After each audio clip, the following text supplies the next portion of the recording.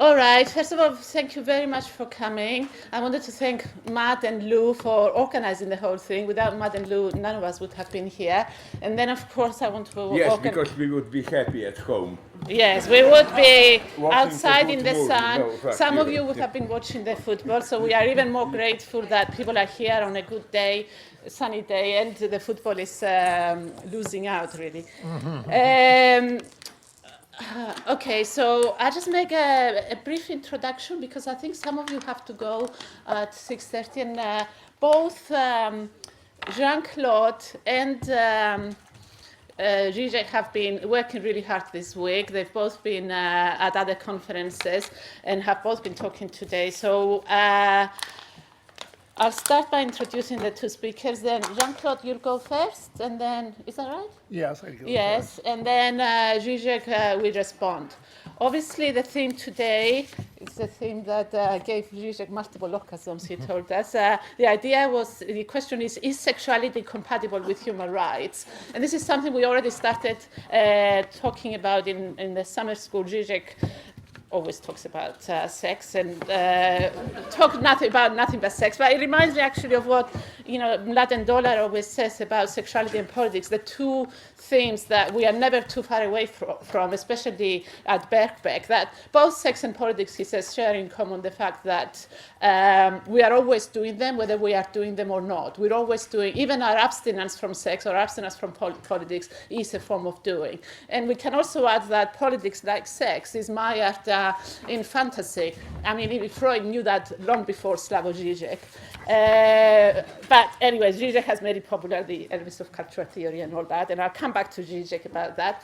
But the other thing, and this is the book that unites our speakers and I hope, and the theme of sex and politics, is the idea that both sex and politics revolve around an absence, an impossibility, and precisely because of that absence, because of that impossibility, that failure, it dictates the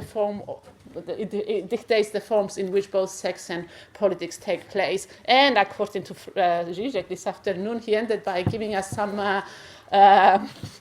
apocalyptic conclusion that actually through the failure of sex we can reach the absolute. Yeah, isn't that what you say? The kind of breakthrough. All right, but first I'll introduce Jean-Claude.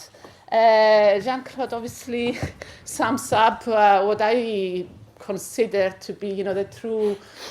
In the Greek, what we call a philologist, someone who knows everything and too much about everything. He's a linguist, a philosopher, a political theorist, political historian, and psychoanalyst. Not psychoanalyst. No, a friend of psychoanalysis. Friend of psychoanalysis. He studied with all the great and the good, and he was even better than them. I mean, he actually gave made interventions during Lacan seminars and helped me understand Lacan, especially the point of the signifier piece. And I think this is a quote from you, Žižek, that the science.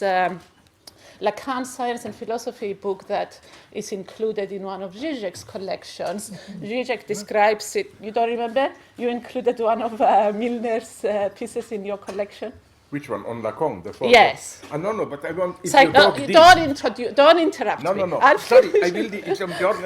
Your book was just approved. Finally, L'Œuvre Claire will appear with Northwestern Press. Was that true? Yeah, it came yesterday, so at least there will be more of his stuff in You see, and we can also say it was all born at Birkbeck, because the first time you met was here, you discussed properly, it was at Birkbeck, and now we've got Žižek and Milner, the return, a repeat. And okay. Žižek is part of the family, so I won't spend long introducing you. I don't have to. But I will repeat a story that, for me, sums up the effect that Žižek has. And I may have said it before, but it's my interpretation of a recent movie that came out. As we know, Žižek has invaded every aspect of every discipline and every and even popular culture. So I'm thinking of a film that came out a couple of years ago with Isabel Huppert. It's called l'avenir, or the things to come.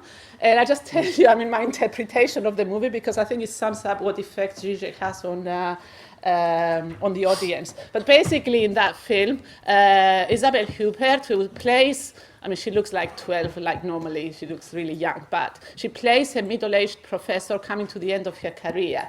Have you seen the film? No. Anyway, at the beginning of the movie, everything starts going wrong. The first thing that happens is that her husband of 30 years announces that he's going to leave her for a younger woman. It's not good, but she soldiers on. Next thing that happens, her mom, who she's very close to in a love-hate relationship, dies. Anyway, again, another catastrophe, but Isabel Huppert soldiers on. Not long after that, her publishers announced to her that her books, her philosophy books, are not really sexy, so they're going to be discontinuing publication. Again, she's okay. She is not happy, but she's okay. Then, towards the end of the movie, she goes to visit an old favorite student of hers who has been, lives out in the country, and she spends the weekend there, and she gets up early on a Sunday morning, looks over the bookshelves, and lo and behold, there's some books of Žižek on the bookshelf. And that's the final straw, that everything else she could cope with, but then she sort of, that's the thing that really breaks the camel's back. That we are friends, Isabel Huppert. No. Yeah, sorry to tell you this. Name dropping. Anyway, so on that note, I think I've introduced both speakers. So Jean-Claude will start the Wait a debate. minute, you didn't introduce him. Where is? Do you remember any Very introduction? shortly, but very, very aptly. Okay. I didn't? Yes, you did. You did introduce me. Well, his new book is coming out as well. He's a professor emeritus at the University of Paris 7 of linguistics. I'm retired now. Happily for me and for my students, I retired. Yeah. And now I'm a gentleman reader. And writer, the number of books he has written, I divide them in 3 stages, actually. Like I said, he straddles all these different disciplines, but also, there was one long period where you wrote The Love of Language, Indistinct Names, and the language philosophy and Lacan.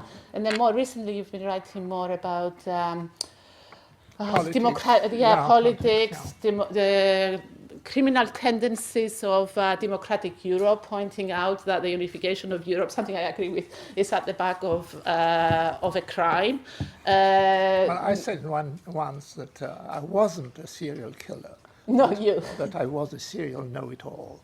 He's a serial know-it-all.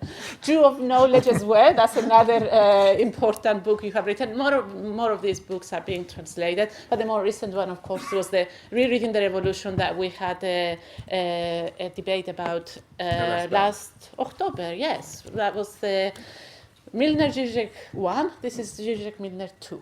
Take 2. No, but wait a minute. Just in the line of this celebration of you, I must add one book which convinced me. Le Sage Trompeur. A totally different view on Spinoza. We may disagree politically, Palestine, but there I think you hit the target. I was always suspicious about this elevation of Spinoza to an absolute saint. I remember, I will be very short, at the very end of Tractatus Politico-Theologicus, because it's unfinished, there are those lines about how king's right is might. You have the right to what you are immanently able to. That's why it is just that women occupy lower position of power. And I was at a conference on Spinoza in Los Angeles, UCLA, where it was generally accepted that this must be added by somebody else. Spinoza cannot say that. And I told him, but wait a minute, he explains why in the terms. So it's a wonderful, non-orthodox book, read it. This Le Sage Trompeur, the wise, conman, cheating, and so on. A totally new view on Spinoza. It's easy, it's only 100 pages, even less. Please read that one, sorry. Thank you. Yeah, oh my God. Yes, so it's yours now. You have to turn yours. Yeah. Is that all right? This one seems to work, so let's share it. It's downhill from here. Fundamentally, my talk will represent a sort of reaction to the Weinstein affair. I think it is much more important than, well, of course, the scandal itself is important, but it has a further meaning. It changes the way we represent the sexual act in society. Historically speaking, there are two important ways of representing the sexual act. One, the model of fusion of the bodies. Two bodies at the beginning become one. The second model is model of use. One body uses the other body in order to reach pleasure or enjoyment or procreation or simply as a tool. The first model has been explained with striking brutality by the Latin poet Lucretius, 1st century before Christ. His argument goes as follows.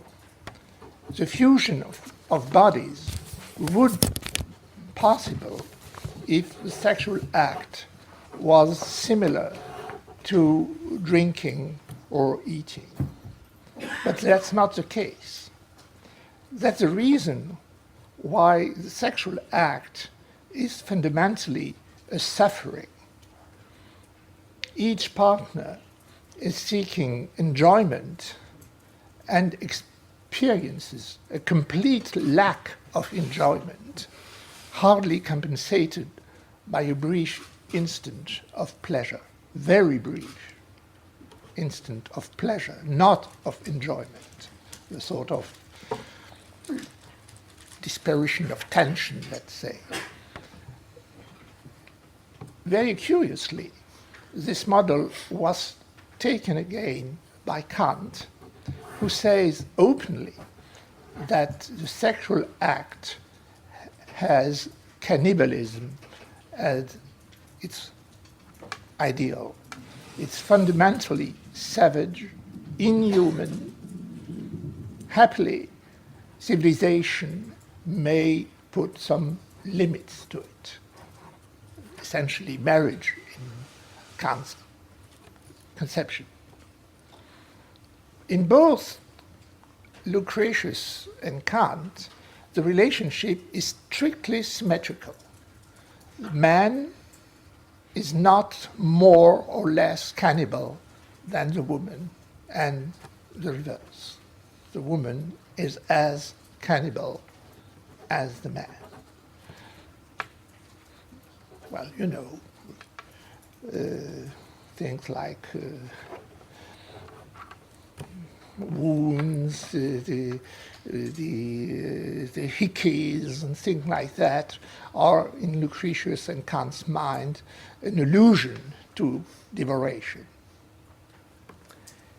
The second model is presently the most current.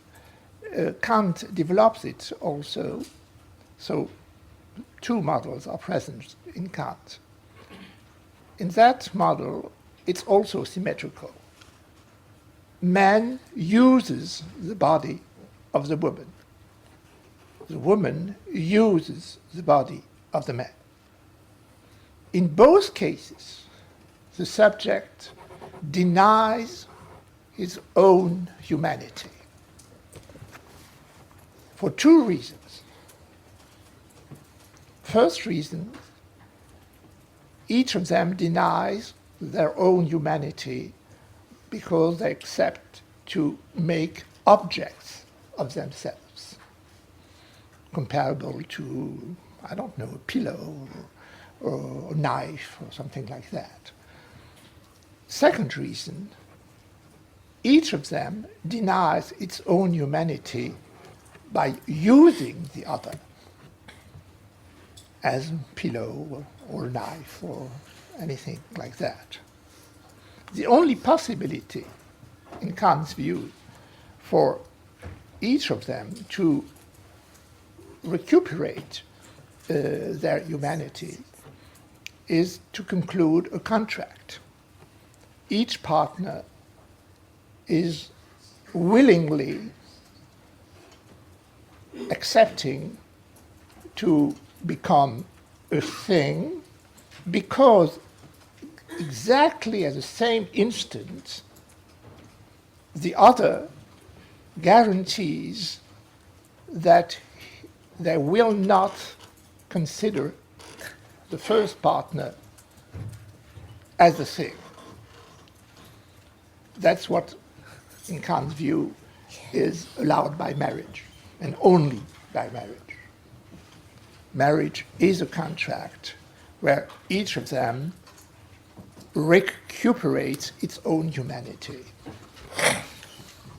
In other words, it's not said like that, as explicitly by Kant, but without marriage, the sexual act is a crime against humanity. In fact, it's the first and foremost crime against humanity. Here again, both in the problem and in the solution, symmetry, reciprocity, and simultaneity are of the essence. But since Kant, something happened. In fact, Marx. Because Marx, for the first time, had a reflection about usage. And his conclusion was that usage can never be symmetrical. When one uses a tool, a glass, a bottle, a knife, he makes himself the master of this tool.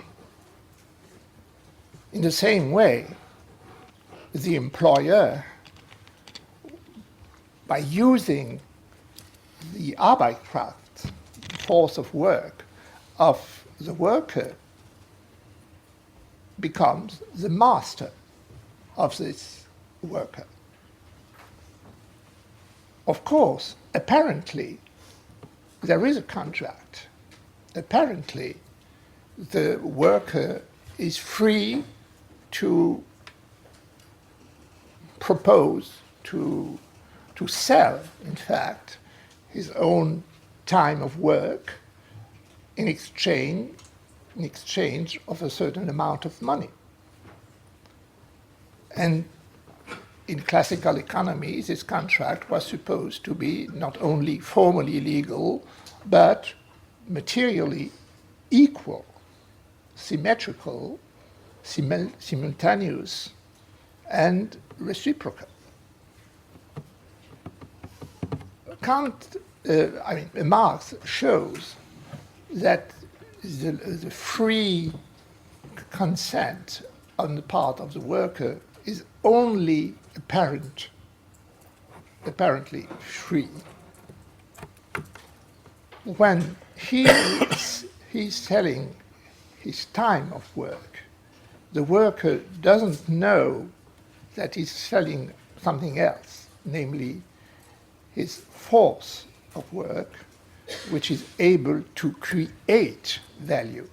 And this create value, this Mehrwert, plus-value in French, what is it is in English?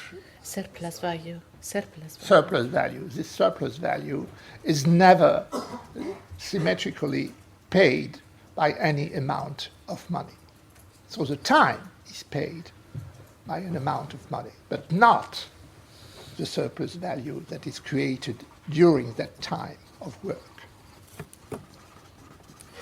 what appears to me in the Weinstein affair is that spontaneously the sexual act is now sort of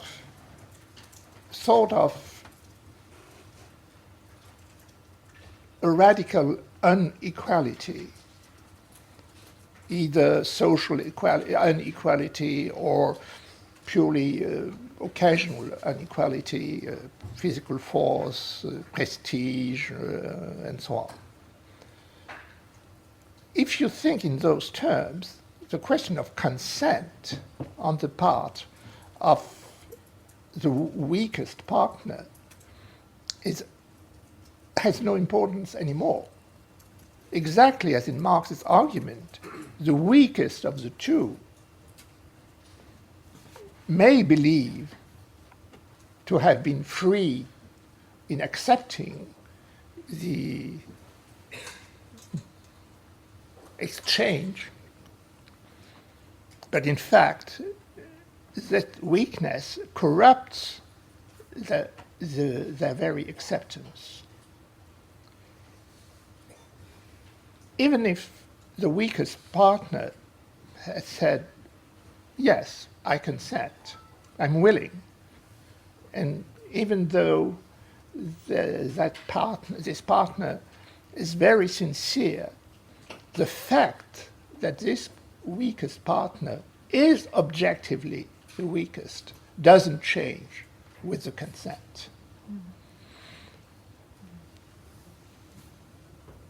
In the same way, in Marx, the employee in sentimental novels, the employee may be sincerely devoted to his the employee may be sincerely devoted to the master. He may love his master. He may think of his master as a weak being, delicate, fragile.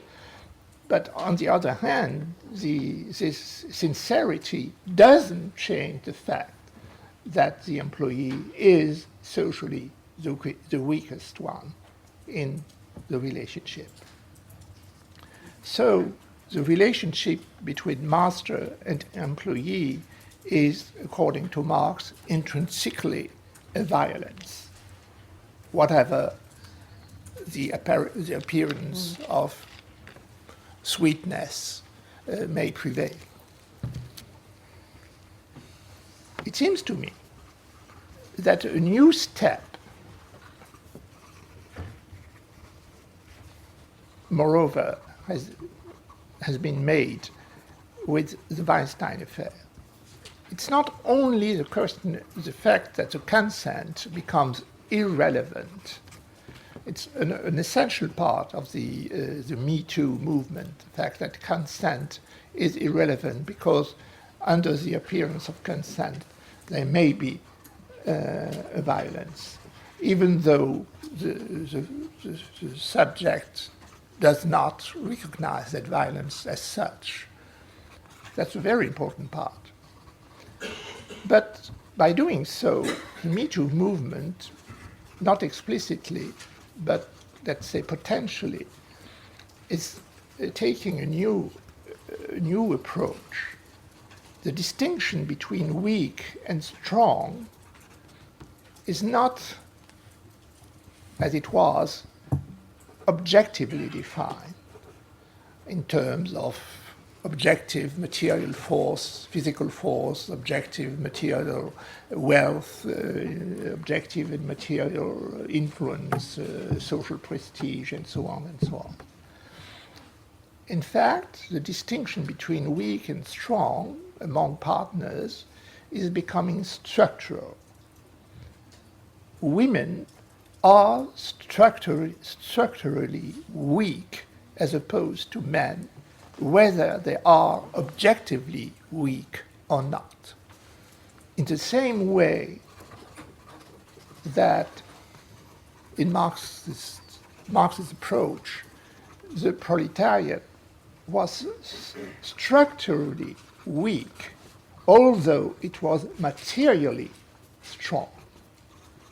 The connection between structural weakness with objective material force is an essential dimension of the Marxist approach.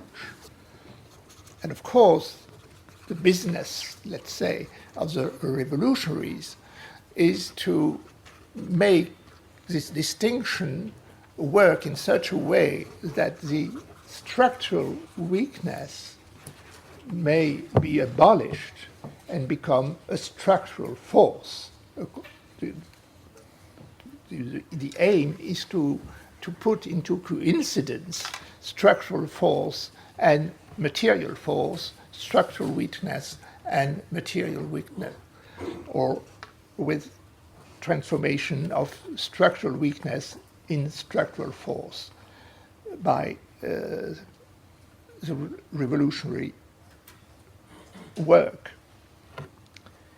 Consequently, going back to the sexual act, every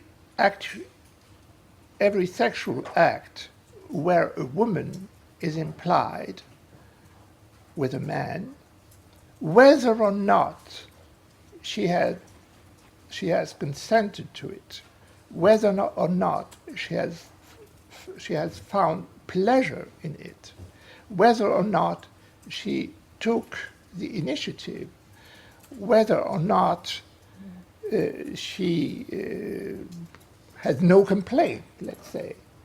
In fact, it's the use by a structurally strong partner of a structurally weak partner. So whatever happened in, let's say, the anecdote, this act, this sexual act, is structurally a rape. Till now, there was a difference of nature between a consented sexual act and rape. Now, it seems that a new perspective appears where the difference is only a difference of degree, and a difference of degree that is becoming more and more tenuous, in the same way that the difference of degree between the appropriation of the working force and the theft was for a long time thought as a difference of nature. And since Marx, it is considered as a difference of degree. A difference of degree that tends to be imperceptible. But if that is the approach, that means that humankind is radically separated, structurally separated between the structurally strong and the structurally weak. It's not true anymore that you can say human beings are born and remain free and equal in rights, because they're born, maybe not born, it's a question of gender, so I won't, but then at least what is clear, they do not remain, whatever happens, they do not remain equal in rights because of this structural difference between weak and strong that has nothing to do with objective and material weakness and strength. Mankind is divided in two. When the sexual act is concerned, the structurally strong must be immediately suspected to have abused of their strength. The principle according to which the doubt is beneficial to the accused party doesn't hold anymore. The notion of fair trial is irrelevant, as is irrelevant the possibility for a worker to engage a procedure against his boss as long as the contract is legally correct. I mean, no judge would accept the argument that no legal contract is fundamentally unequal. The struggle against capitalism at the end, cannot be a judiciary matter. In the same way, of course, there will be a trial in Weinstein's case, but those who complain that the matter has already been settled by the medias, the opinion, they are right. But they do not take into account that they are right because of a shift in the defining of weakness and strength, the defining of sexual partnership as such. If I may express myself in purely Marxist terms, I would say that as in economy, sexual life is now governed by a class struggle, even though the sexual classes are not defined in economic terms, but in terms of structural force and structural weakness. The Me Too movement may be summarized as follows: structural weakness must become an objective force. Objective force does not today affect structural weakness. Even though women as a sexual class win the case against Weinstein, they are still remaining structurally weak. I won't go further, but just a passing remark. My analysis relies on a fundamental principle of structuralism, linguistic structuralism, the disjunction of objective qualities and structural features. Of course, in the present state of society, the structurally strong are men versus women. But of course, that's not the case if you take the sexual act between an adult, either woman or man, and a child, or a minor. In that case, even in the law, the minor is considered as structurally weak, even though he may be, what may happen when minor is 16 or 17, stronger materially than the sexual partner, the older partner.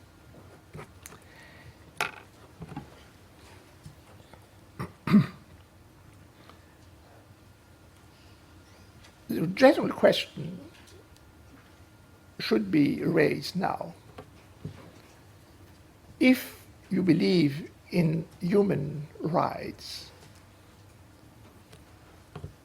does that mean that human rights only apply to one partner, to one sexual partner at the same time? I mean, it's not possible to apply human rights to both partners.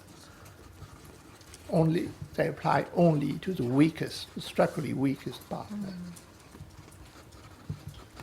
In that case, that means that the sexual act modifies radically the interpretation of human rights. Freud would have said that the reason for that is that sexuality in itself is exterior to civilization. He expresses himself in this way in 1912.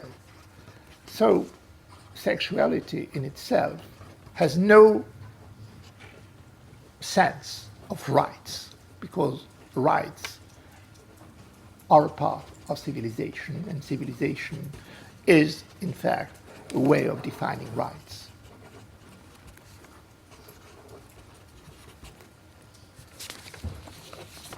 As a conclusion, I would say that the only political leader who has captured the significance of the Weinstein case is, in my mind, Donald Trump.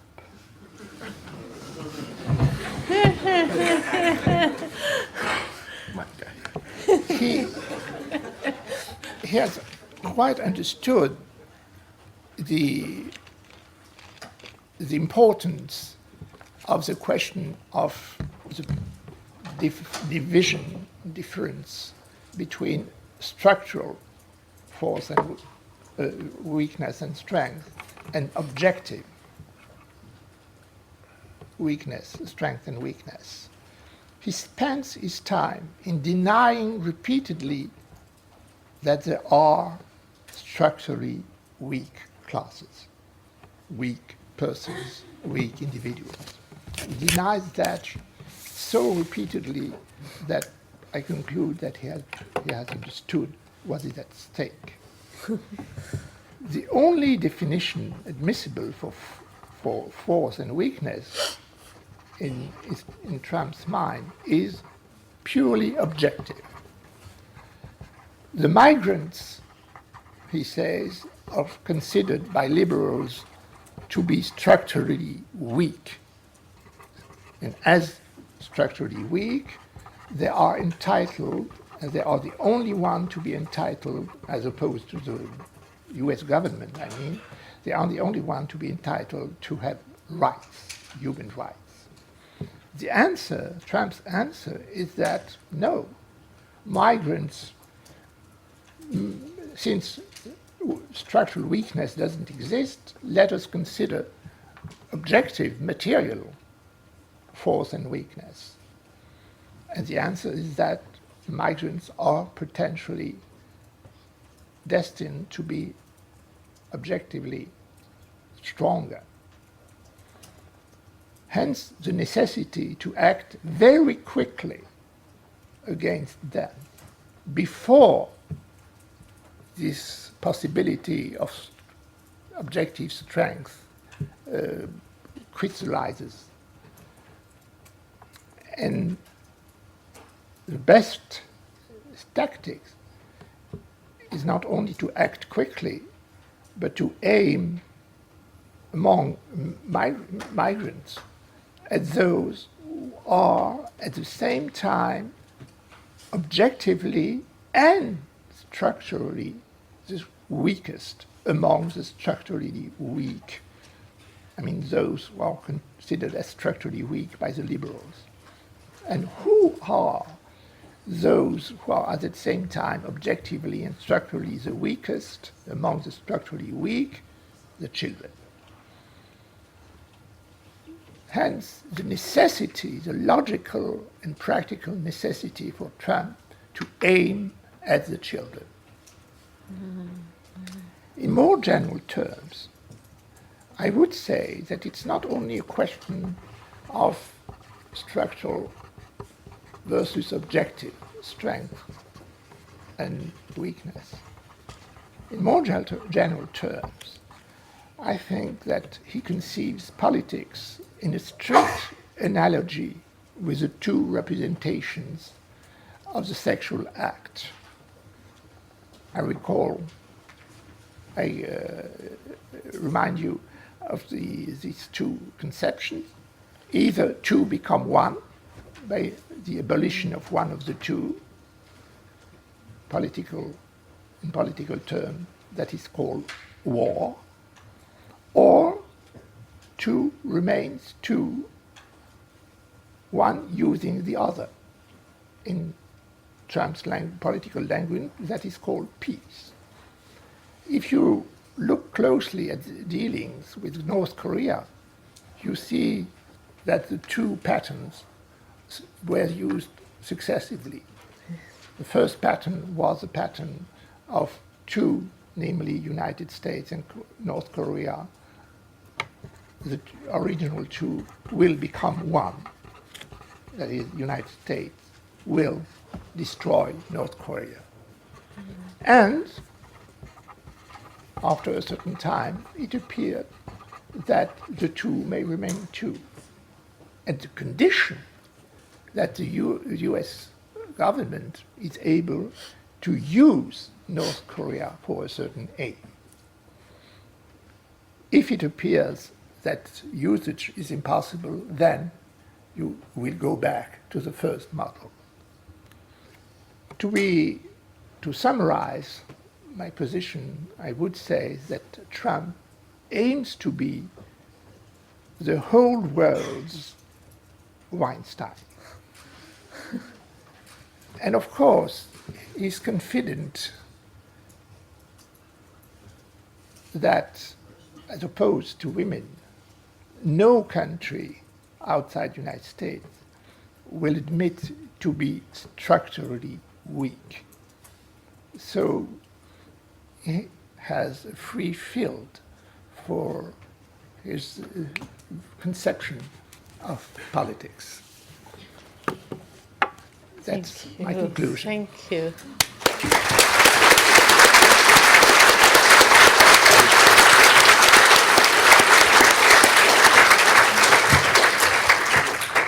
Well, we all read so much about them and heard so much about the Me Too movement, but this was like, I think that's the only thing anyone should read about it. And now I'm thinking, someone like me that comes from a little country like Cyprus that's been buzzed around for decades, I think Cyprus should start saying Me Too, Me Too, and start a countrywide movement. First, what we'll do is Slavoj will respond, and then we'll open it up to the audience. Directly. I have my own small piece. I have lots of questions, but I'm sure the audience have as well.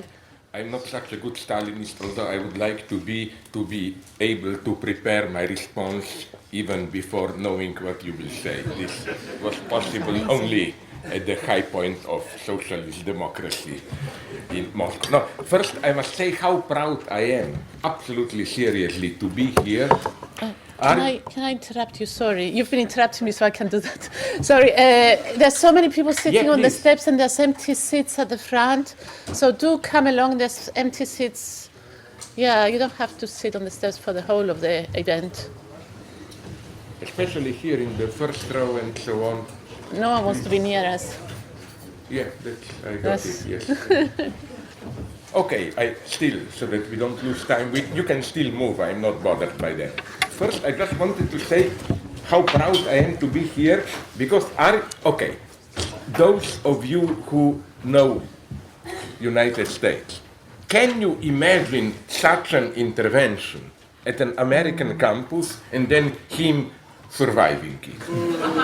I claim immediately there would have been, because for a much more modest indications only, already experienced that they caught security guards for a threat to public, and places where something like this is possible to talk like this are important. Second point, before I go to my piece, I would just like to react positively, of course, to a couple of points.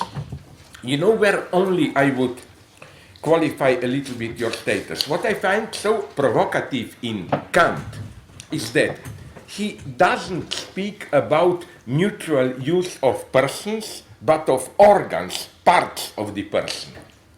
He says marriage is a contract of two persons, adult and so on, for the mutual use of their sexual organs. And he's very strict here, in a way which you cannot even imagine, did he mean it in a slightly ironic way or not? In his Metaphysik der Sitten, Rechtslehre, the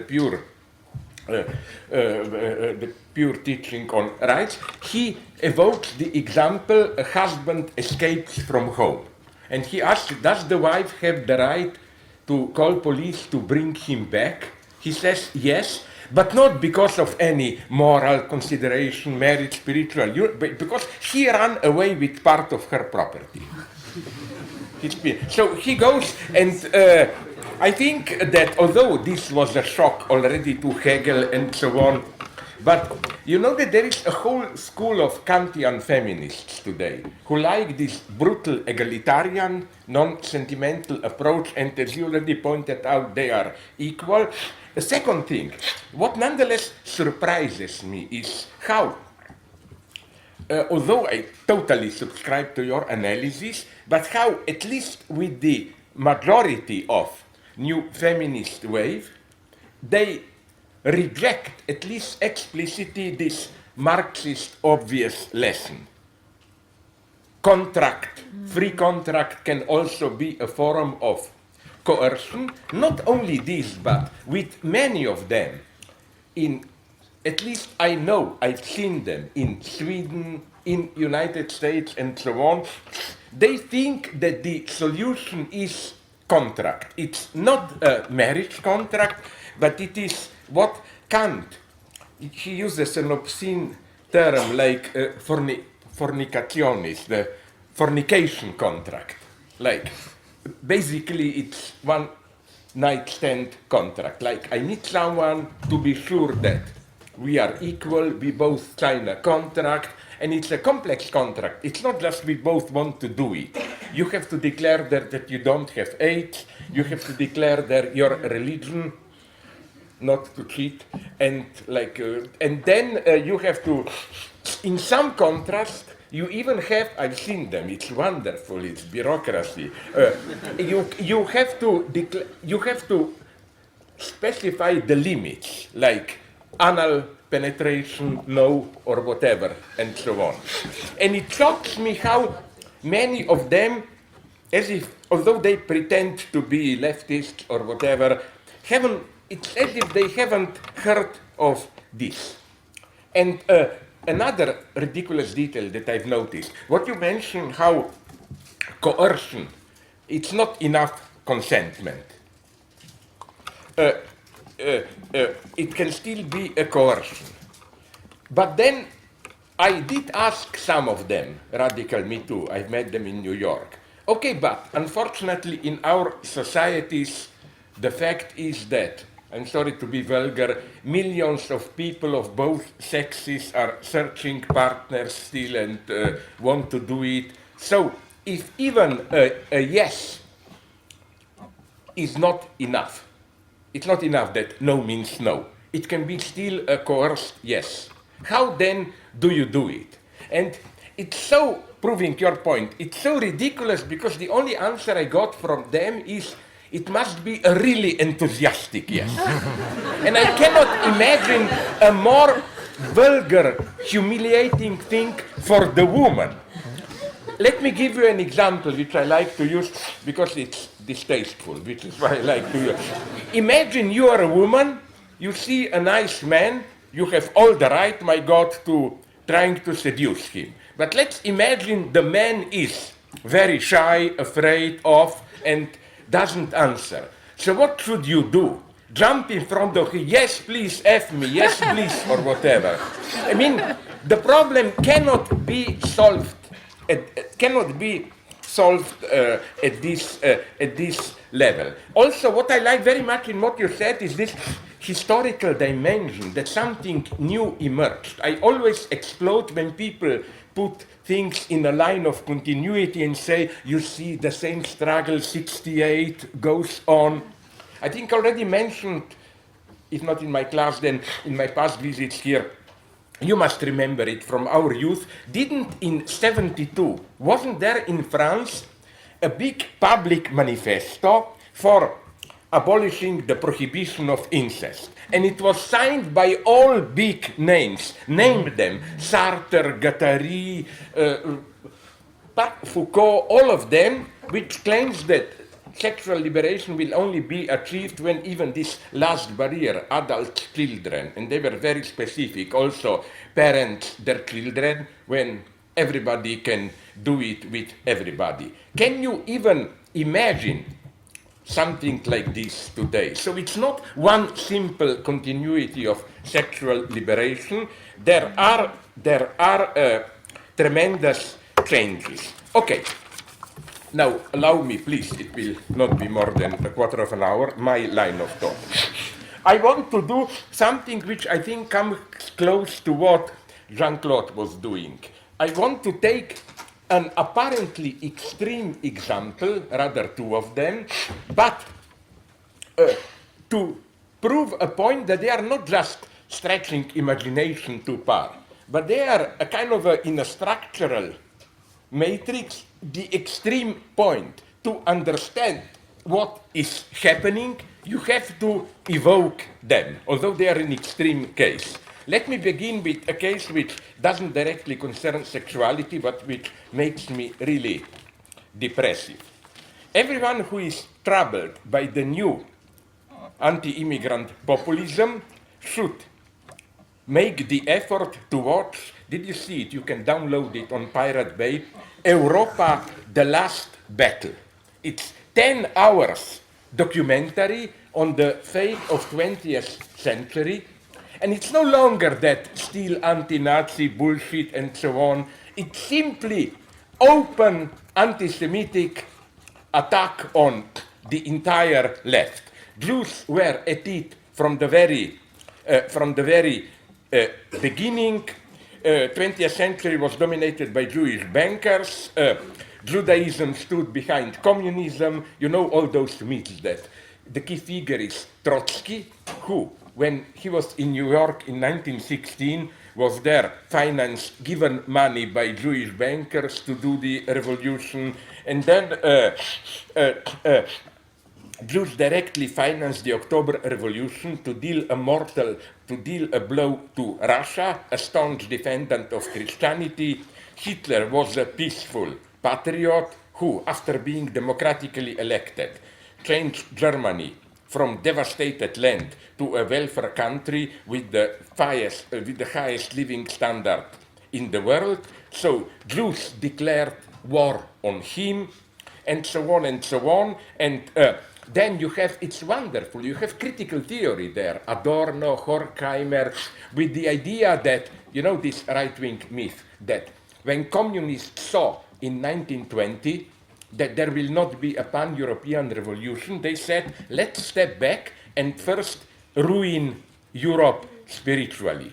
Christianity, family values, and so on.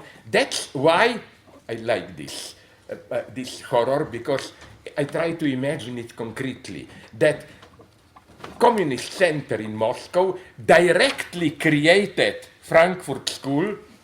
I mean, can you imagine Stalin deciding, you know, like, oh my God, Adorno, he sounds interesting, let's give him some money to develop, and so on. And then we come to this notion of the cultural Marxism as the ultimate horror, which is against the communist plot. And now things get most interesting when we reach now the wave of immigration. There you get something which is quite incredible, what I cannot but call anti-Semitic, not even anti-Semitic Zionism, it's direct anti-Semitism.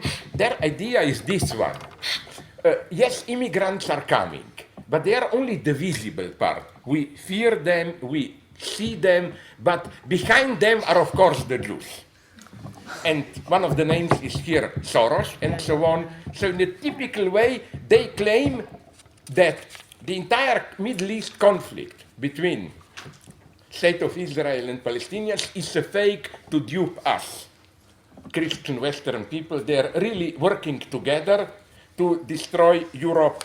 And it's absolutely full rehabilitation of Hitler, and it ends up quite shamelessly with how only Hitler, a new Hitler, can save us.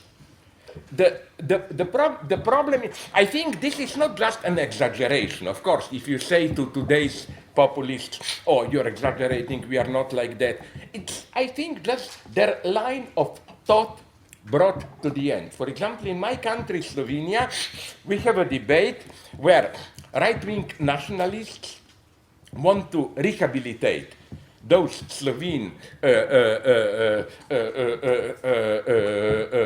guards who, with the German help, fought partisans resistance in World War II. And they use this tricky logic. The same is used, I think, in some Baltic countries, where they say, okay, it was a tough choice. Germans were bad, but communist partisans were a greater threat. So they did the heroic, tragic choice, putting their nation first. They are the true heroes. No, you see, it's no longer that in the first stage, right-wingers just said, we suffered, all partisans are not clean, we should measure them with the same stick. No, no, no, now they're already moving forward. They were the true heroes. And my idea is, why don't you then go to the end and said the same about Hitler? He may do something problematically bad. He wants to save Europe against Bolshevism. He fought the right battle. He is the true hero. I quite seriously, I think that this is what we are gradually approaching. So now to go to my example. With human rights, obviously, the problem is, where do you set the limit? I am for expanding them and so on and so on, but let me give you an example.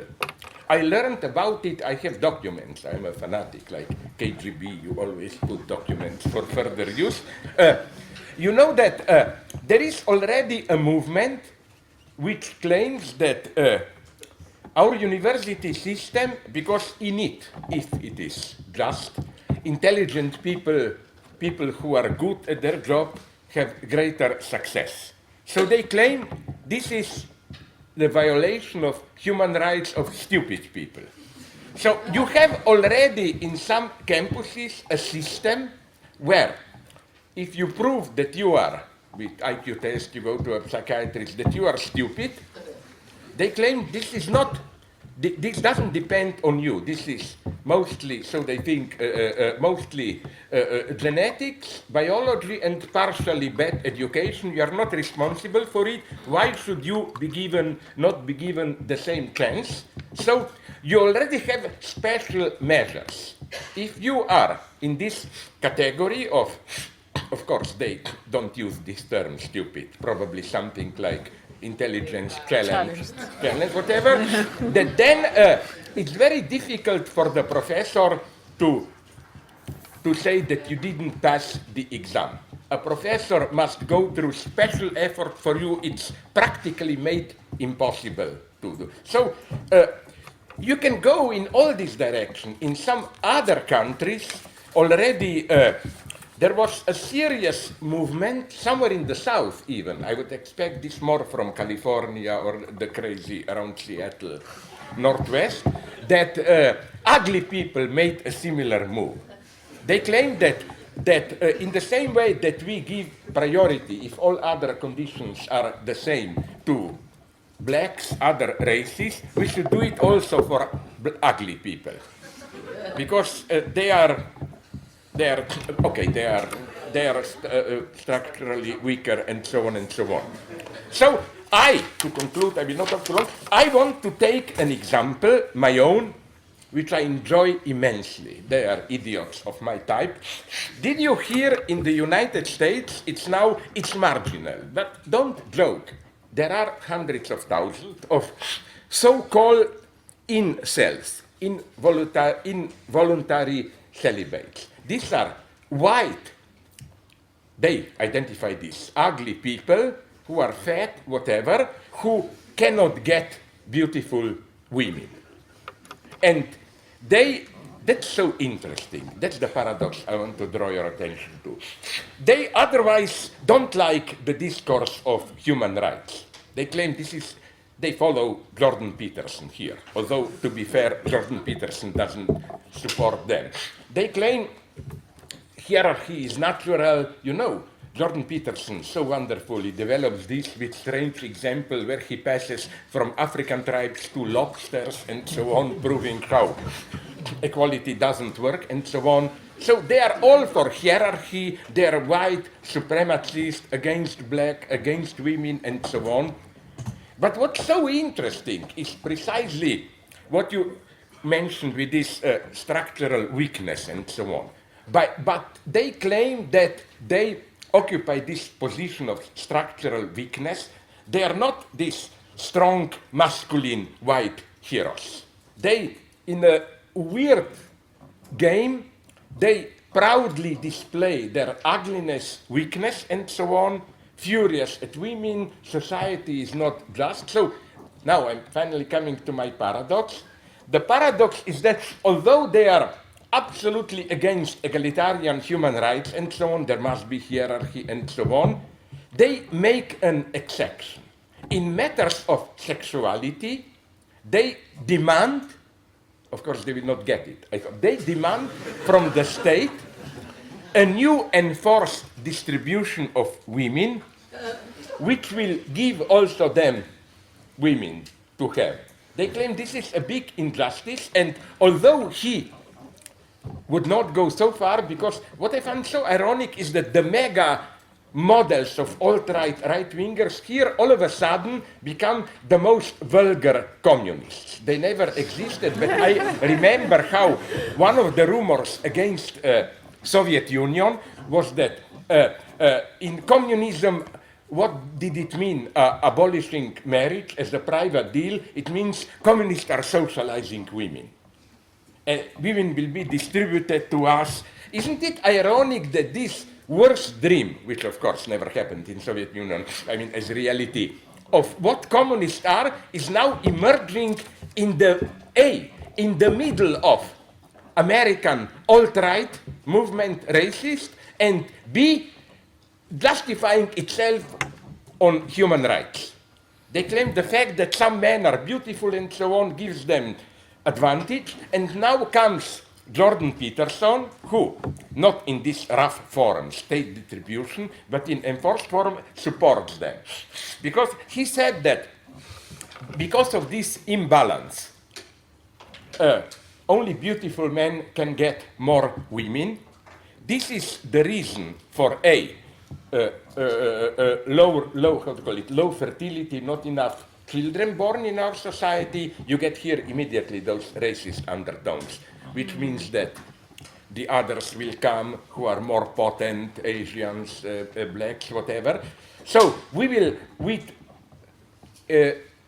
enforced monogamy, which means that now it depends how far you go. Jordan Peterson just said we need an ideological shift, social pressure. More radical ones advocate direct state redistribution of women.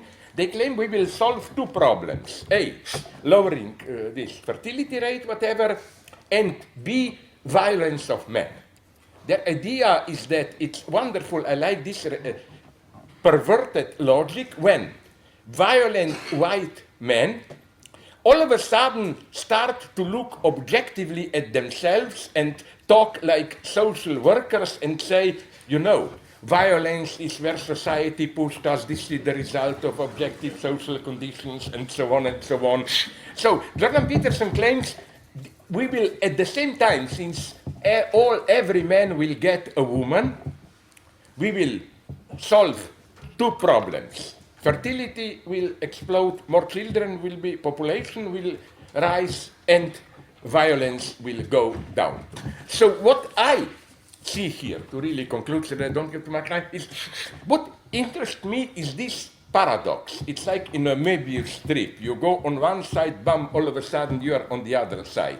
How come that the most brutal white supremacist discourse all of a sudden needs human rights? Okay, it's clear, it's crazy logic, but I think that we should be very careful here in the sense that it all depends. You've written wonderful pages on your book on revolution and elsewhere about immigrants. Like, I am not a conservative who claims human rights should have a limit and so on and so on. But in some sense, even if it's not in this radical sense, of course, I'm not a Trumpist that you mentioned, I think that there is some I think that my position, okay, is the exact reversal of these crazy, ugly guys, which doesn't mean I'm not ugly, but my position is precisely, yes, in social life, universality of human rights, but expect of course, cases of rape, power, and so on, but concede defeat in matters of sexuality. Sexuality is, for me, in some sense, immanently unjust. There is no justice there. Somebody gets the beautiful woman, somebody gets the beautiful man, and so on and so on. You cannot talk about, you cannot apply here the logic of obscene Me Too, in the sense of, you got that beautiful lady, me too, I want her also, and so on. It doesn't function. The ones who use this language are again extreme, okay, populist, not extreme for the time being, right-wingers. I'm always interested, why? Because it's not just Trump. Why? Because one of the Trump revolutions is that a certain way to talk, which was still now reserved to private, you know, like after the talk we go to a cafeteria and then all your racist prejudices, bad taste jokes explode. But Trump is more and more bringing this out into the public. For example, when he named some countries, shithole countries, and so on and so on. And so it always interests me what happens in those structural moments when such vulgarity becomes acceptable. It's also, as you would have put it with Weinstein, it's a structural change. For example, I hope you know this story. Kaczynski, the de facto boss of Poland, already when his party was first to take power, I don't know how many years ago, something strange happened. Unexpected. When he was asked what is his program, he said, I hope if there are some people who speak Polish here, I pronounce it the right way, teraz kurwa mi. Which is a very vulgar expression from military, I think. It means now it's our turn to screw the whore. You know, when soldiers wait in line, no? Like, the idea was, of course, forget about program, now it's us. But what was so shocking was that people first thought that this is just a momentary slip and so on. No, he went on repeating it, it became a legend and so on. And you, as all of us, an old Maoist, do you remember the same moment? I mean, we were all, my God, this is, you know, like all Germans were in the late 30s Nazis. Okay, we have a different fate. No, do you remember that famous Lausanne conference at the end of the Great Leap Forward, where Mao, there were millions who died, not necessarily involuntary death, and Mao convoked a big conference to do self-criticism. And he said, yes, I'm the most responsible, but we have to go through self-criticism. And then you should read it. The last paragraph is shocking. Because he with all my bad taste, I was shocked. He said, it's like, when you need to shit, it will make you feel better. When you have wind in you, fart, do it, it will make you feel better. So let's do it.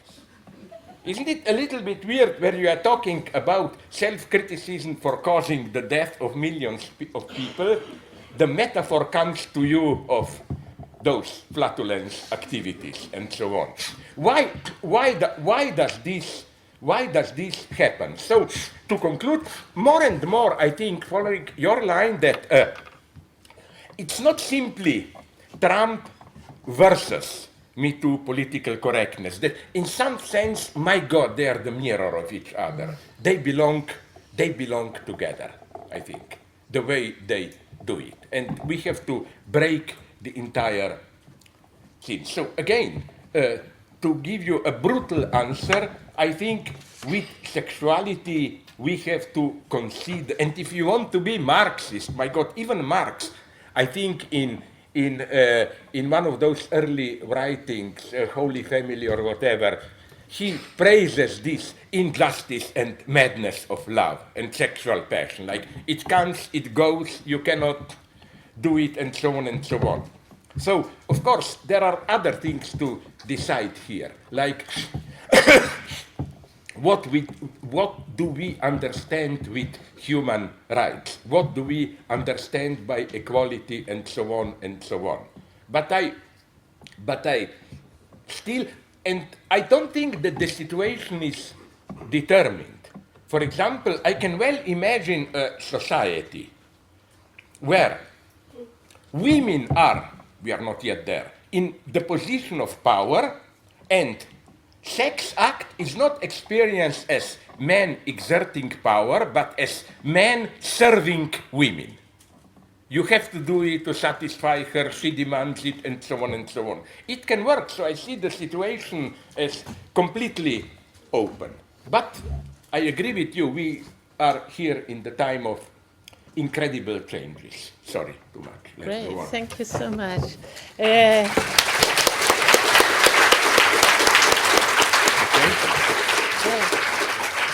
I think maybe he should reply or what, and then we play democracy, no? Like then. Yeah, because you replied to him. So Yeah, it would be Jean-Claude, fair. if you want to respond to breaking through Trump and political correctness at the same time, It was very, for what me, program do we have? very, very interesting to have all these examples. Some of them I knew, some others I didn't know, or not exactly with the same precision. So thank you for that. I think we may agree on the fact that you have sort of relationship between Trump as a sort of incarnation of a structural individual incarnation of a structural change in politics, and especially U.S. politics, and the Me Too movement, like the sort of the two faces of the same coin, which doesn't mean that it's the same image on the two faces. On the contrary, the two faces are quite different in terms of representation, but they are the two faces of the same coin. And it seems to me that there was no necessity for that. I mean, imagine, for instance, what everyone thought plausible. Imagine Hillary Clinton being president of the United States just now. You would not have this two faces of the same coin. You would have one face of a certain coin, and so to some extent it's a completely haphazard event. The fact that Trump won the election, but this haphazard event creates the conditions for a very important structural change, both in terms of representations of the sexual act and in terms of representations of what are the possible limits in political expression. The idea that Trump promotes is that there are no limits. There are no limits. So human rights are not a limit in political expressions. U.S. Constitution is not a limit for political expression or even decision. Big institutions like CIA or FBI or IRS that are in fact really the pillars of the U.S. society for Trump do not limit anything, and that goes, I think, with the fact that he considers that,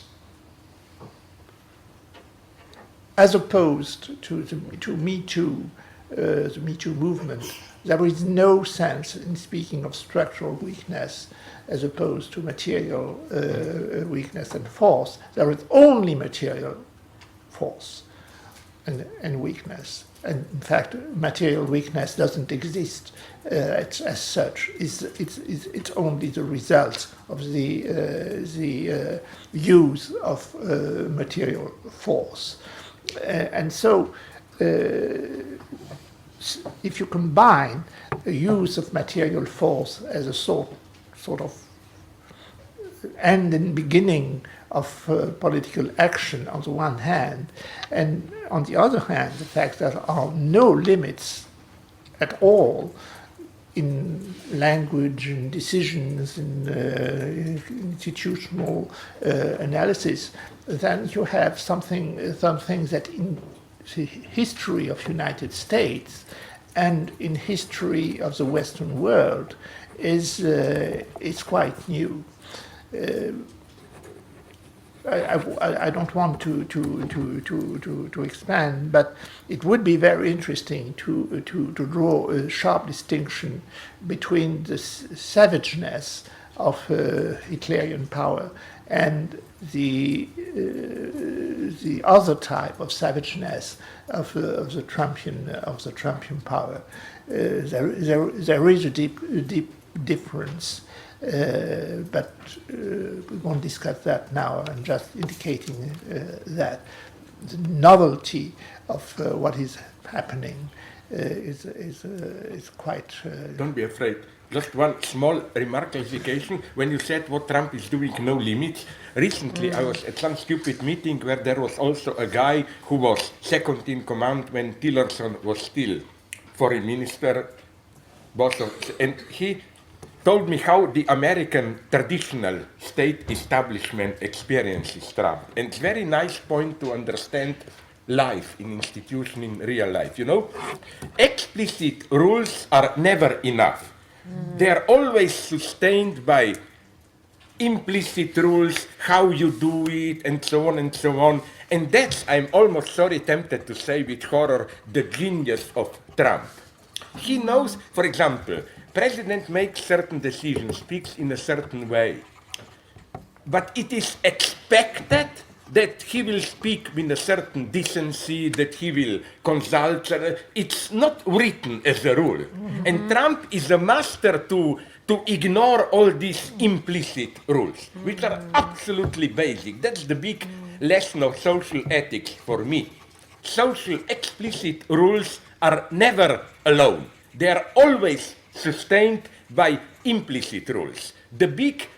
To know the system, it's not enough to know its rules. You must know the implicit meta rules of how to apply these rules. For example, permit me, and then I stop, my favorite joke, which I use even with my class. Imagine it's a dream. We are in Moscow 37, I'm Stalin. Everybody has the right to dream. I give a speech.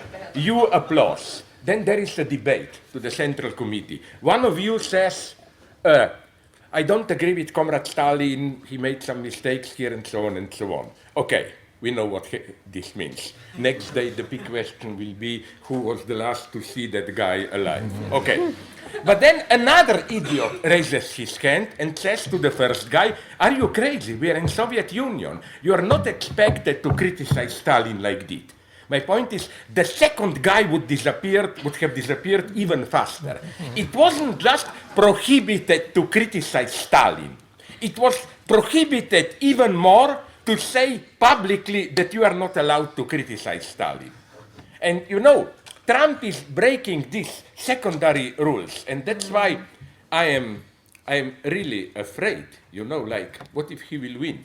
The only chance I see in this no limits, but maybe I'm too crazy optimist here, is that the new, whatever we call it, I still call it left, but I'm more and more skeptical about that, will also use this new open space to propose its own new rules. You know, these rules automatically are, you know who is a true genius of America for me? You know him, I hope, Samuel Goldwyn, the producer. And you know one of the legends. Once he read in newspapers that there are too many old cliches in his films. And he wrote a memo to his scenario department, we urgently need new cliches. And that's true, he was right. The true art of revolutionary social life is not to be original. I think we will open it up to the... But is to that make Jacqueline lectures will be Yeah, I think some people new have to leave at clichés. That's the task today. 6 I've spoken too much. Yeah, because there's another event, the BIH starts at... Jacqueline? Yes. Thank you, but I'm sorry to speak first because I have to go and chair Derek at 6:30. Otherwise, I would have loved to have stayed and heard what everybody has to say. And both those interventions were remarkable, but something I think was sort of missing. And I think what was missing was, oddly enough, psychoanalysis. Let me explain. It is not new, Jean-Claude Milner. This is not new what you have described. The idea that there is a structural weakness, which means that there is never consent, which means that there is never equality, is called radical feminism, right?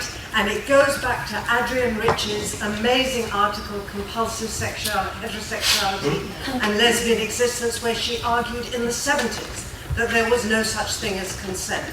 It is Catherine McKinnon's position. It is Andrea Dworkin's position. We have had this for a very, very long time. So that's the first thing I want to say. You were saying that Trump wants to be Weinstein. Slavoj was saying that they are flip sides, that Me Too and Weinstein and Trump are flip sides of the same coin. Those are two very different political statements, and I don't want to hear Me Too tarred with the brush of Trumpism as some pseudo-political correctness. I think we have to operate in 3 modes at once, and in relationship to sexuality, human rights, and sexual harassment, and it's almost impossible to do it. One is sexual harassment is unacceptable and must be stopped, right? That is the Me Too movement. That's all it's saying, bringing to the surface a form of structural abuse which has been systematic across Hollywood, across farm working, wherever you look. First, it must stop. Secondly, none of us fulfill the identities we are protesting against. That's the psychoanalytic move, which is to say that nobody is simply a man or a woman. So although there is a structural inequality at the level of lived experience and sexual abuse, there is also, and if this wasn't true, we would be lost in the world. It would be finished. Feminism would be finished. Although that is true, nobody completely fulfills the identity that they are meant to fulfill. There are no simply men in the world. There are no simply women in the world. At the same time, and this is the third point, there is what Julia Mitchell calls the ugly undertow of sexual difference, right? There is something about the moment of sexual differentiation which corrupts itself and leads to abuse. So it seems to me this is a clear case of a political moment where we have to articulate all those truths at once and sort of come to terms with the mess that results as a consequence. But please don't equate Me Too with political correctness and with the other face of Donald Trump. And please don't say it's new, the idea that consent is never consent. That's been a fight within feminism for 5 decades now. But I love listening to you. Thank you.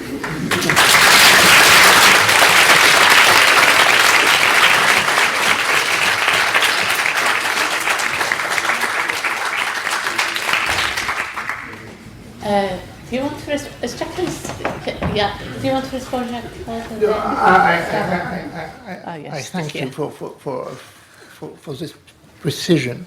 I'm quite aware of the fact that the point I made was already made in feminist, let us call even proto-feminist literature. But in the same way, Marx stated his analysis a long time ago. Nevertheless, it is interesting to point out the effectiveness of this analysis. In the case of what is happening now on the side of women, it seems to me that there is a mass movement as opposed to the situation where the feminism was not a mass movement in Western countries in general. And this change is not purely quantitative, it's also qualitative. The fact that a certain type of ideas are becoming sort of the fuel for a mass movement is, in my mind, something that changes the situation. So the same idea may be different between the period when it was not present in the mass movement and in the period where it is present in the mass movement. The same thing happened to Marx, and when he wrote his analysis in the middle of the 19th century, nobody knew about that, and it became after that an element of a mass mobilization. We've got lots more questions. Did you want to respond, Slavoj? Shall we open it up to this? I think there's quite a lot of questions from No, the but can I audience. just briefly answer? I'm so sad because this is the eternal problem here that I also want to clarify things. The most problematic point, Trump, Me Too. Of course, I'm not in any way equating them in the sense of their, how to put it, politically, morally, somehow two faces of the same, in the sense that they are the same. I'm just, I must admit, I'm just a little bit more, and I know you can always say that Me Too is doing reflection and so on and so on. I know Me Too is not the same with political correctness and so on and so on. I'm just saying that for me, they, in a way, form a certain space where they fit each other as target.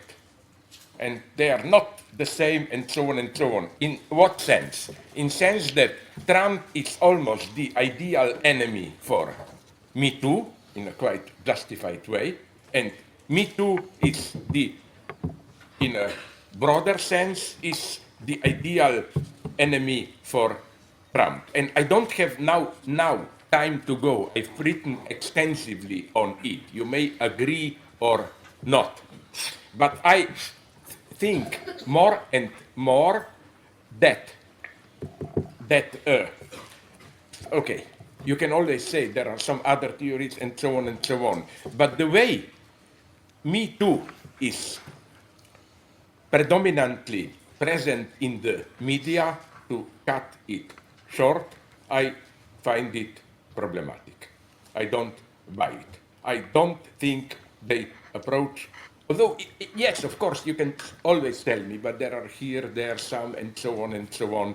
I think that we approach here even more fundamental problems. Like Jacqueline very nicely pointed out that I know that tradition, McKinnon and so on and so on. I think that is also an ideological vision. You cannot in any way, this idea that penetration as such makes sexuality violent, don't make the same mistake as right-wingers are doing, and I'm not saying Jacqueline did it, she just referred to this, but in the sense that all these ideas that sexual act is by nature, if it's the so-called heterosexual act, men penetrating women, I absolutely don't accept this quick jump from nature to social power, or so on and so on and so on. Of course, it was social power, and so on. But the great thing about, not so much Me Too, but the great thing about sexual revolution in the 60s, to which I do cling, is that, what I would like more in feminist revolt, instead of just this idea that you get that women are under threat all the time. I would like to point out the great achievement for me of 60s, and this achievement is to which male chauvinists react in their violence. The achievement is that women should be allowed to play the active role. In the sense of, yes, I can be active, I can seduce, I'm not the one waiting to be seduced, and so on. That's for me what really pisses off all types of fundamentalists. What horrifies them is a sexually active woman, in the sense of actively demand promoting and so on and so on. That's I think, again, the greatest. And here I think, because and I have another problem here to provoke you. That's why I think it's basically wrong, this complaint, this became a term, we women don't want to be objectivized. Sorry, but the victim, the slave, is never objectivized simply. It's subjectivized in a terrifying way. A sadist, if it's a true sadist, doesn't objectivize you. A sadist doesn't just torture you. The sadist wants to see you suffering, wants to see your despair. That's what a sadist wants. So if by objectivization we mean a woman wants to make herself to attract men, whatever, yes, I say objectivize yourself as much as you want, but control the game yourself. I'm talking too much, I'm sorry, we don't have time. There's another event that, okay, why don't two people who have to go, we'll take two. But David did you post a policeman there so that I told him to keep open, all the names so that we get the traitors, Yes. We have two questions. I'll take two at a time. David and, So I've got very quick questions to Slavoj Žižek. I thought your talk might engage with and didn't. The question brought up by the incel problem, which Amir Srinivasan has talked about, is the right to sex. Began in lesbian, among lesbians. The right to sex, and that is the question of how, is there a way of questioning sexual desire as constituted politically itself, not necessarily going to rights, but in some other way, because otherwise you exclude the problem that has arisen that, for example, on dating websites, you get overt racism in the adverts. And so your approach, which says sex is, in some sense, unjust inherently, doesn't allow us to question how sexual desire itself might be constituted in a field of power, not just in enactment, but at the moment of desire itself.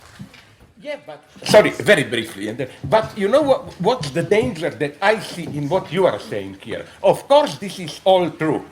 And also, this is what bothers me. For example, any sexual analyst will tell you, which I am not. Let's say a woman is coerced subtly. It appears as an objective contract, but she is coerced into, even if she says freely yes. I'm sorry to say this, you will lynch me. What if being coerced is part of the pleasure for her? That's the lesson for me of, for example, I'm sorry to mention it, you will lynch me, 50 Shades of whatever, grey, noir, and so on. And I couldn't read the novel, it's too vulgar, but I think it's an emancipatory novel, because that's the message of the novel. It's not women want to suffer, and so on and so on. The masochist contract was traditionally men to symbolically pay for their power, want a domina to whip them and so on, but they control the game. So I think, I know, but what I'm saying now in what you were saying is that what I am afraid, really afraid, and correct me where I'm wrong, is that, yes, but sexuality is perverted. What if I don't think there is a pure desire which remains when you take away all the nastiest stuff in ourselves, racist desires, humiliating the weak, and so on and so on. This is what I don't believe in, that you take all the brutal social aspects and think, no, we will have some pure sex where two equals meet and so on and so on. So you know where I see, and I experienced it, not me, witnessing it. The danger I see is I agree totally that we should do all this, what you said, analyze the political power, I don't know how to put it, over-determination, how it forms sexual desire itself. What I'm terribly afraid is that at the end of this road is now that some politically correct jerks, not you, will even prescribe us how to desire, you know. I desire that woman, then a PC analyst will come, this is what I see at the end of the road, and tell me, sorry, this desire for that woman was formed by your feeling of superiority, blah, blah, sorry guy, it's off in another guy. You know, I see this danger when you try to directly, politically regulate, and it's happening. It's happening in practice, for example, at a comical level. I came with my wife here who said, I don't know who, it may be a comedy for you, to England 3-4 years ago, and she admired some movie actors. Of course, in this banter, sexual undertones, oh, I would gladly do it with him. And she immediately was counter-reproached, claiming, no, you are allowed to dream about, I don't know, at that point, Irish actors, Gabriel Byrne, and so on, were considered more Liam Neeson. No, dream about that. This is the wrong guy to dream about, and so on. In France, I experienced the same. I don't like, what's the lady, my God, she's, Emmanuel Béard and another one. And I was told, yes, it's good to dream about them, they are progressive, you know. But we should accept the inner corruption of sex, if you want it like this. So again, I totally agree with you. You can do, but just don't make that fateful step into some kind of a politically correct commissar telling you now it's okay to desire that woman or what. That's my fear. But I got your point. Thanks. Yeah, there were two on the right side. David and then. I have to ask a theoretical question, but it's political too. I was reading the book by Alenka Supančić. Yeah. She said something like, the task of psychoanalysis is to restore sex in its dimension of the real. Quote exactly by the book. So, my question is, what is the status of the real in this discussion?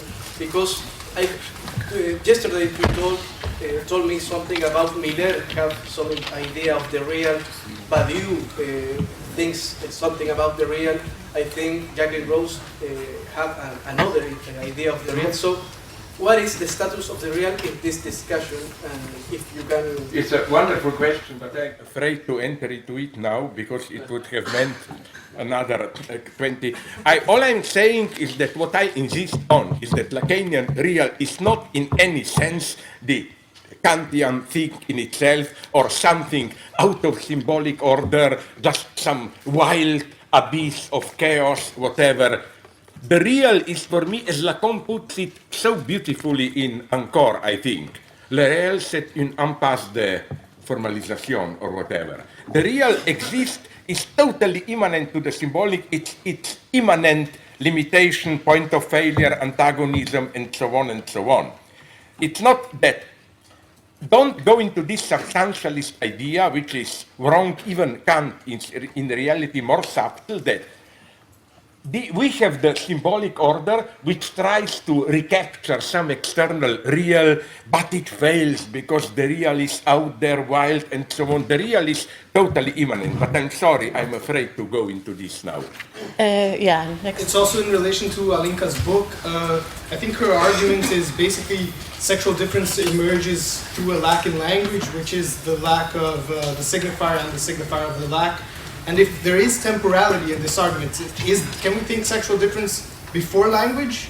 Or is sexual difference something that emerges only through language? And how does that relate to the field of law? Because the field of law is also a field of language. Again, I'm afraid this is a very difficult, almost metaphysical topic, but I know what she means her point is not, her polemic is precisely against this, how should I call it, discourse theory. Her target explicit is Judith Butler, that sexual difference is the result of discursive discourse, discursive formation, and so on. No, her point is simply that there is a stumbling block. But this, imagine a central point of failure, and all symbolization is a reaction to cope with this failure. And here, the only answer I can give you is circularity. Yes, all language reacts to a failure, but this failure is retroactively posited by language itself. It's not that first we have some failure in nature and then we get language and so on and so on. It's immanent. That's for me the greatness of Lacan, to see this, how failure, how even this is how I read Lacan's definition of subject. I was improvising about this today. Subject fails to fully articulate itself in symbolic, and this failure is the subject. Subject exists only as a failure. This is why I mentioned, and here so that you will not only say that I spit on them, the greatest achievements of transgender, this LGBTQ+. The genius of some of transgender theories is to see that this plus is not just empirical. You know, it's not just, okay, we have 10 categories, who knows, maybe there are others, we should leave the space open. No, you can be directly the plus. Plus is not just a shorthand for subjectivity itself is this plus. So again, I can only say, to correct my impression, my deepest sympathy with all the transgender stuff and so on. But I'm sorry, my God, we cannot go to this. It's really hot, and can we open the door at the back?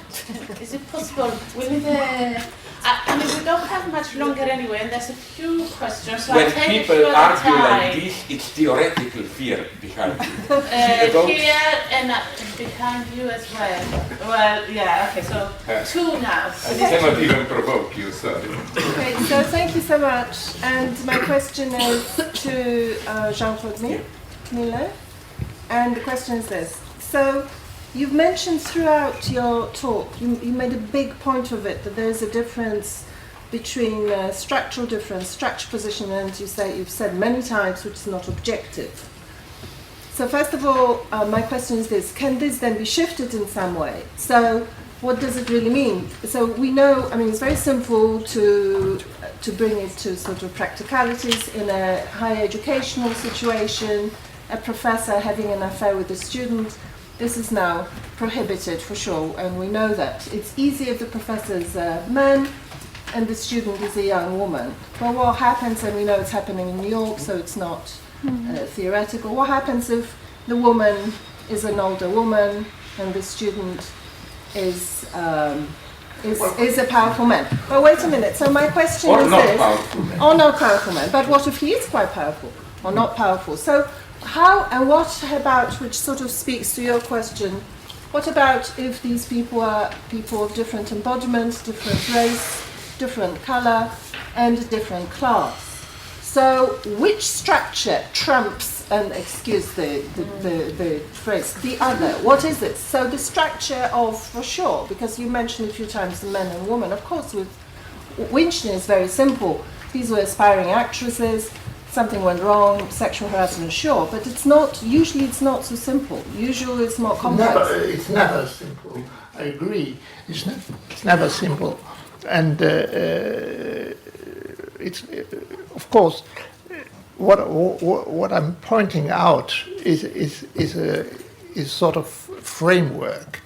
And in Shift this structure without a revolution is my question. No, I want to answer to your case. I mean, not in detail, but it's clear that, for instance, think it's an analogy. Think of the O.J. Simpson trial, where the question of the structurally weak appeared in contradiction with the material week, and all this type of contradiction will appear very often in the case you mentioned of an older professor, a woman professor, having an affair with a younger student, and so on and so on. Well, that's you will have many cases. Well, not many, I don't know, but it's impossible to say whether there will be numerous or not. But it's clear that you will have a contradiction in that case. And the fact that you have contradictions in social representations is not a new novelty. I mean, it's always so. If the question is how would you deal with that, I cannot answer it. I'm not in position to deal with that. I'm just saying, well, I can predict that there will be cases like that, contradictions like that. The way they will be dealt with is something that cannot be predicted because you enter in an indefinite quantity of factors. But that's not in itself a novelty. But at the end of your question, you mentioned revolution. Could you precise your? I was even thinking about linguistics. You know, there's structures of a variety of sorts. In a sentence, you could have a relationship between, you know, subject, object, subclause, and so on. Within, if you take the subclause, the relationship between these words is different than if you look at the big structure. Mm-hmm. If I'm a student, if I'm a Žižek, Slavoj student, and I actually sort of was in a way, one could say, well, what happens if something happens between these two people? They're in a structure. She's a student, he's a professor. If they have an affair, she clearly must be abused. Now, can one not question it and say, well, wait a minute, but maybe she's a well-known person in her own right, she's quite powerful anyway. So how do we define the structure? What, you know, it's simple with Winston, it's not simple in other structures. No, my position is not that one. I mean, I'm not talking a departure from what happens empirically and then build up a structure.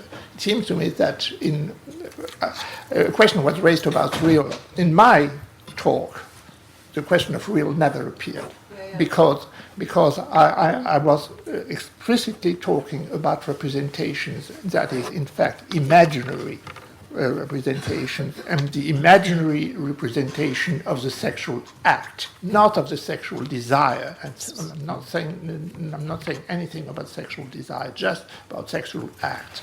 And the fact that the sexual act should be represented in social representations, it's not new. I mentioned two models. And it in that field that it seems to me that something is happening, and this something it seems to me is not connected with empirical cases, but with representations. And after that, you go back with your system of representation to empirical fact, but that's generally the case. Ideology doesn't begin with facts and build.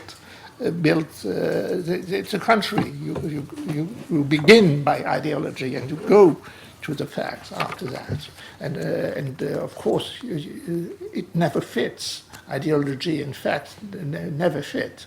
So this is an ideological representation. I'm not saying it's wrong or true. I'm just saying it happens.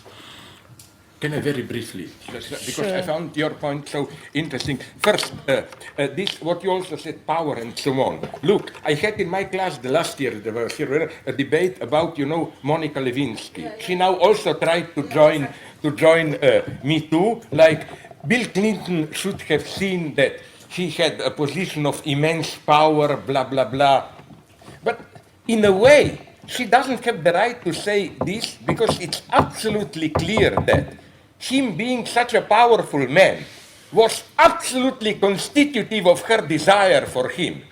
And it's hypocritical to say, no, you should go to some political... You know what I mean? It's here what I wanted is to say that things get complex. Second point, what you, and it was, I think, not maybe perceived enough. One crucial point you make is that it's not simply structural strength and structural weakness. At some point, in some situations, reference to your weakness can in itself become a way to assert your power, especially if I may add in American academia. I experience this all the time. Once I was involved in a debate, I think it was even NYU, and somebody told me, not I don't agree with you here and there, but I'm a black lesbian single mother and I don't agree with you.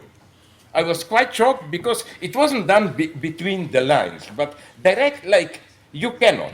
And so I think that although there is a truth in it, I don't mock, there are victims. But in a certain, with this I will conclude, in a certain social constellation, it's always important for a movement to see which, I believe in this dialectic of there is always some concrete constellation or image which, as Marx put it, apropos production, gives the color to universality. And that's one of my problems with Me Too, Weinstein.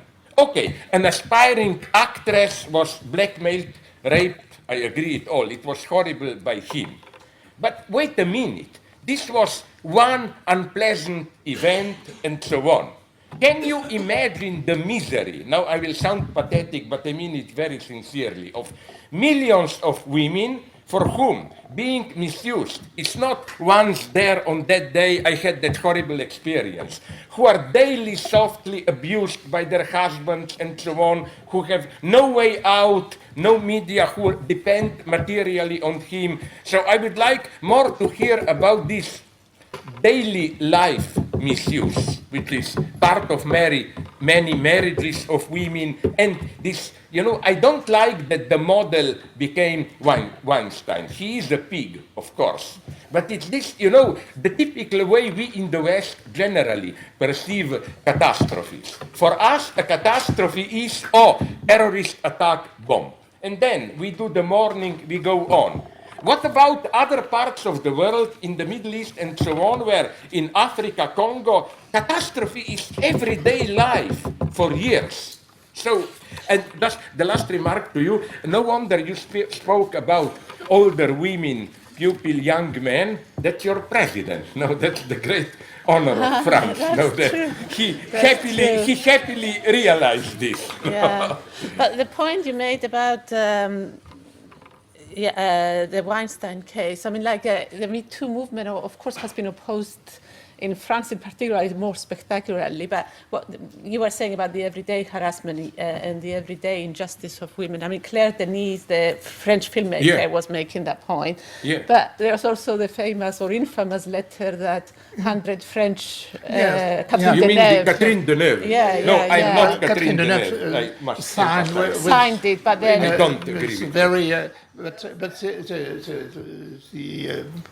the driving force behind this letter is a writer, a woman writer, quite well known. Of course, her name is escaping just now because immediate memory is something that goes away with youth. So. I remember it. I can't remember it either. But what is interesting is that this woman writer who is well known in her own right, is representative of the fact that women should be sexually dominant and free. I mean, they choose their partner, they choose their destiny, and so on and so on. And she believed and felt that in putting women in the class of what I call structurally weak was in fact depriving them of this freedom. Agency. Yeah. Yeah. Yeah. I really like your point about expanding this to on the international scene amongst countries, and having countries sort of admit to the idea that actually we are weak, therefore, we're being harassed and oppressed by. But can I just add the last thing? I promise. In the same line as that. At that Weinstein problem, I also think how does we should ask this simple question? All the sexual contract debate before we jump into bed, we should sign it and so on. But are we aware that this privileges secretly a certain mode of sexual exchange? It's basically you are in some bar and want to do a one-night stand. I mean, and it makes me I am here an incurably romantic, how should I put it? I don't think that quick one-night stands, okay, I like you, I'm horny, sign a contract, let's do it. I wouldn't like to elevate this into the secret universal model of sexual exchange. And this doesn't mean that if it's a long-term exchange, there is no violence. No, maybe there is even more violence, because in a one-night stand, you can then say, hi, I never want to see you again, or whatever.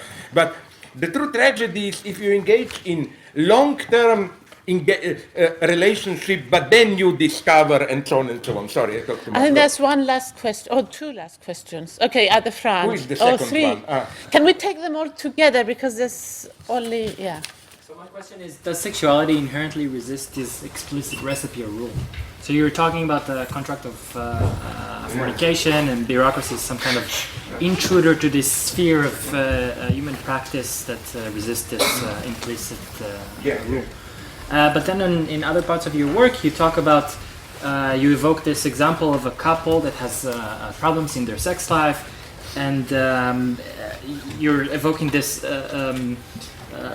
if they would write down on a piece of paper, precisely, then that might work. So I feel like there is a conflict there about these explicit rules work in sex or not. Does sexuality inherently resist this? Do we do what you said? Yes, I think we do. Yeah. Very short question. Two more. Very short question to both of you, if I may. Given your relationship to Marxism, how would you respond to this, I think, somewhat prevalent question that today the principal category, the organizing principle in terms of categories is gender and not class? Absolutely. As if when I am in power, for saying this, you will go to Gulag. Okay. No, I'm not supporting it. I'm even saying that there might be posing this, but the question is how. No, I'm sorry. You. Why the fixation with the American scene? Is this a case of? Is America an exaggeration, an aberration of the West or of Europe? Because this could be a case of, look at us, nice Europeans, we look at the horror show, and they're crazy. They're like, we are a little bit better than they, and isn't this a risky move?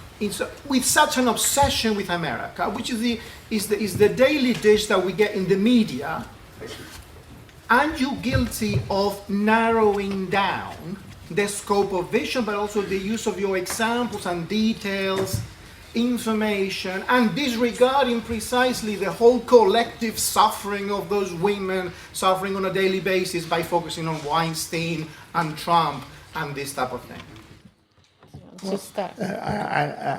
I answer very briefly to not to the three questions, but to two of them, because the first one was addressed really to Slavoj. if I understood clearly, what your point was that we argue in terms of gender, not in terms of class. Yes. Well, my point is that, in fact, the talk about gender, which is very prominent, is not relevant to what is happening now. If I insist about the Weinstein's case, it's precisely for that reason. It seems that the notion of gender doesn't capture anything that explains why the Weinstein's case creates such a scandal. With the notion of gender, what can you say except repeat? Translate in terms of gender what happened, and it seems to me precisely that's it was my point, that the notion of structurally weak and structurally strong was in fact a way of finding again a notion of class, except that it was not defined in economic terms. And I think with that, you're much more able to capture what is at stake in cases like Weinstein affair or harassment. I mean, it's not the same case, but it's connected, since harassment is connected with something that involves the possibility of a sexual act, even though the sexual act may not be accomplished in itself. But the idea is that between sexual harassment and sexual acts and rape, you have a continuity, a sort of gradation, differences not of nature, but of degree. And about the question about the United States, my own position is that there is no autonomy of European countries in general in terms of ideological representation with respect not to America but to United States. And I prefer always to say United States. America includes a lot of other countries. There is no cultural or ideological autonomy. So what happens in the United States will come in the various countries of Europe, with a difference, of course, between Great Britain, who may become, since the Brexit, the 50th or 51st state of the United States. I mean, God forbid. Well, it's possible, but it will happen more or less rapidly in countries like France, like Italy, and countries like that. So the cultural leadership of the United States, it's not a question of deriding. I never deride what happens in the United States. When I'm talking about Trump, in fact, I'm more deriding the other countries. For instance, I was quite struck by the fact that Trump behaved with President Macron, the French president, as let's say sort of dominant male would proceed with a young girl,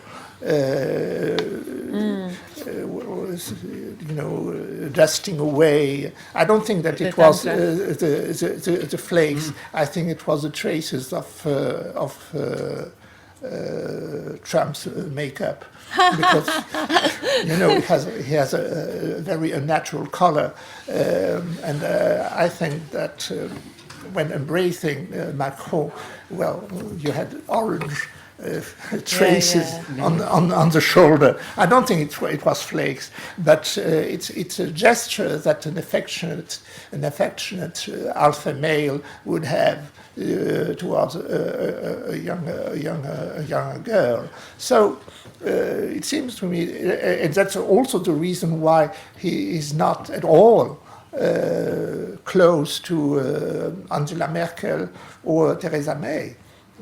Because he knows that his own idea of the relationship in politics being in fact deeply modeled on sexual relationship, in that case he is not the winning partner. He cannot use the technique of seduction and things like that. I would be interested, I don't know if it will happen, by a meeting between Trump and the Pope.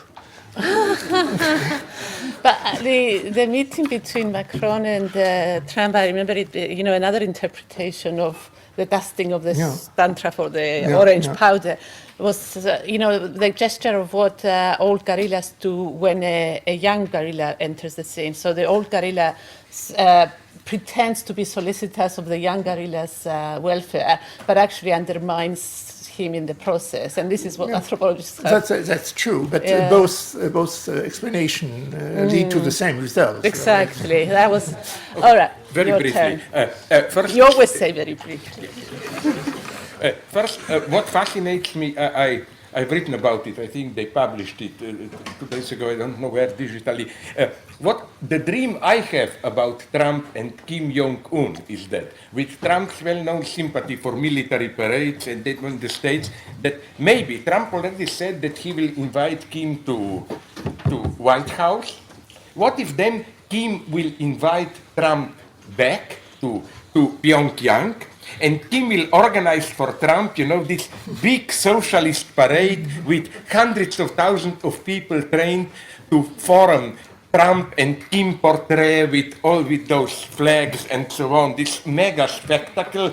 I think Trump will feel very well in that connection and so on. But more seriously, about United States and so on, I agree with you. Of course, empirically, things get more complex. I recently listened to an interview with Steve Bannon, who praised the new Italian government, and he slightly misrepresented it as the combination of anti-establishment right, Northern League, and anti-establishment left, although I wouldn't agree here, the 5 stars, and says this quite openly on CNN. He said, this is what we want. What Trump really is about is alt-right together with Bernie Sanders. And so here, as Bannon said, maybe we in Europe are even with this disgusting Italian coalition a step forward. But I totally agree with you. Don't underestimate culturally the absolute hegemony of American culture. Chinese failed here. I spoke with a friend who told me, their mega spectacles like Hero, House of the Flying Daggers, they tried to invade the Hollywood territory and make their own mega commercial movies. Basically, they conceded defeat. It didn't work. The last, just very short point, one is harassment. Of course, I'm fanatically against harassment, but I think, as I pointed out many times, it's a very ambiguous term.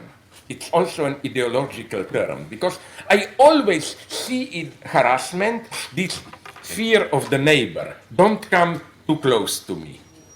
It's fear of the desiring other. So for me, although harassment is usually formulated in terms of tolerance against violent intrusion, it often also means I don't tolerate your proximity. Don't come too close to me.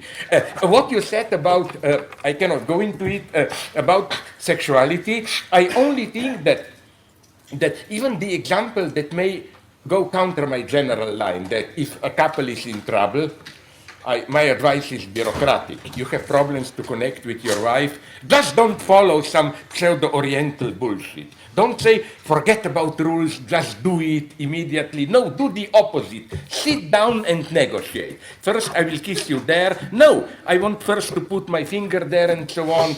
But I'm not saying that this directly works. I'm saying that this works by failure, because what I'm counting on is that at a certain point you will laugh at each other and say, my God, this is bullshit and whatever. What I'm just saying is that I don't think that this innuendos is not just a cultural complication of sexuality.